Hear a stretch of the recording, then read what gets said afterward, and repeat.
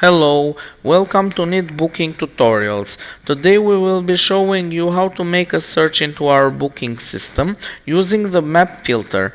In order to use the map filter, first you need to log into our platform and make a search, which we already showed in the last tutorials. To use the map filter, simply click on the map located on the left side of the screen, and above the map you should notice search address or point of interest. I am looking for hotels close to Taksim, Istanbul, so I will type Taksim. After typing Taksim, click Enter or the search symbol to apply the filter.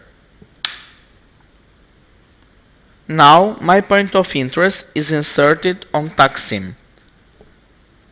Then click Filter on Map and insert the radius in kilometers, for example 1 kilometer, and always click Apply Filter. Now all the hotels inside the 1 kilometer radius will be listed below.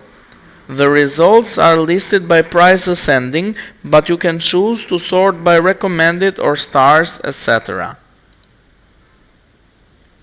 Thank you for watching this tutorial. Until the next one, goodbye.